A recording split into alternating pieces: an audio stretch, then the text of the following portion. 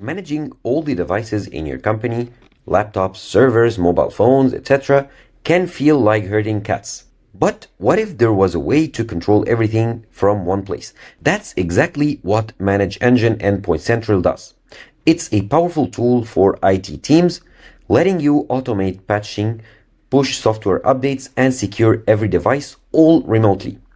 If that sounds useful, stick around and I'll show you exactly how to use it. So let's dive right in.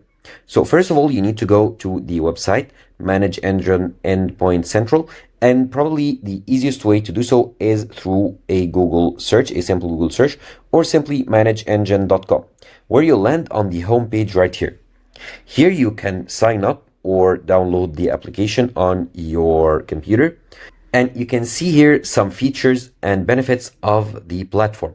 So it's an all-in-one endpoint platform where you manage everything from laptops, mobile phones, desktop servers, and empower everyone in your company, IT teams, end users, SecOps, and C-suite, and secure everything, your office, hybrid, and frontline.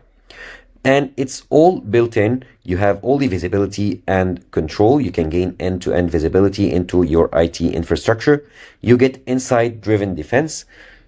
You get enhanced user experience. It provides a seamless end user experience without compromising security. And scrolling down a bit gives you more information, so you can get automated patching, securing your network by automating patch deployment for Windows, Mac, Linux, and any third-party application, threat detection and remediation, ransomware protection, so you gain insights into the root cause of ransomware attacks, while also providing immediate incident response and preventing future attacks. You get IT asset management, and so much more. You can scroll down here to see snippets of the different benefits and features of the platform, as well as some insights and analytics here. So this is how it looks like: securing your endpoint, eliminating IT blind spots, enhancing end user experience, and so much more that you can do. Now, in order to go ahead and start using the tool, it supports many OS types or many operating systems such as Windows, Chrome OS, Android, Linux, tvOS, iPad, macOS, iOS, and so much more. And it's supported on a wide array of devices. Now, to start using it, simply go ahead and tap on free trial at the top here, top right. And you can start using it on the cloud here, or you can download it on your computer and create an account. So I'm going to click here on Access Endpoint Central. And you can go ahead and download the software on your system, Windows, Mac, Linux, and so much more. Or you can go ahead and explore Endpoint Central.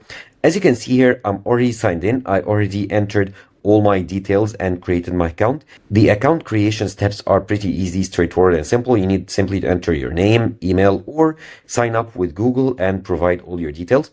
So for me, I'm going to click on Explore Endpoint Central Cloud.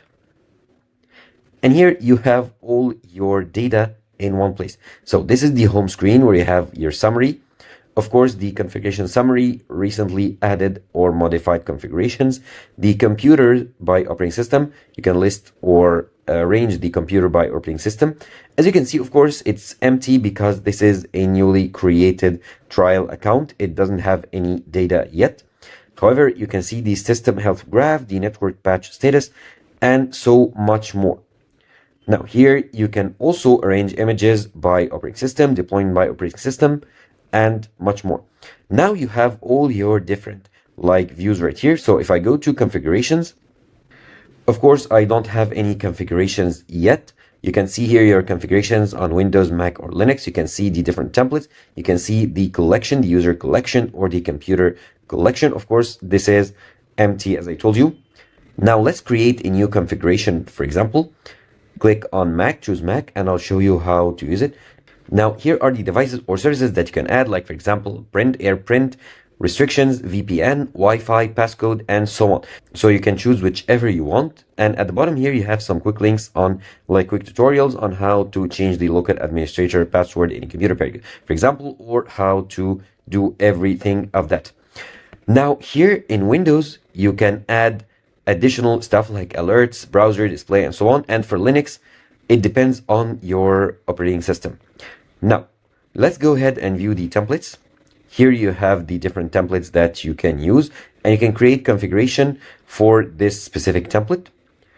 Now let's go to threats and patches. And here they give you like a quick tutorial on how to steps involved in patch management. So you install the agent, scan computer, and then go through the cycle.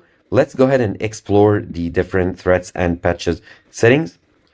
So you have your main dashboard for threats and patches. You have the threats. You have all these categories. So these software vulnerabilities, detected CVEs, 0-day vulnerabilities, and so on. And in the dashboard, you have all kinds of analytics right here. So the vulnerability severity summary, the vulnerability age matrix, and so much more. And here you have the patches, also the settings and options related to patches. Here you see the supported patches, for example, and you can scroll through a long list of supported patches, the latest patches. You have the systems. You can here view all the systems that are managed by patches, by vulnerabilities, by misconfigurations, and so on. Here you have the deployment settings, manual deployment, test and approve, automate patch deployment, disable automatic updates, and so much more.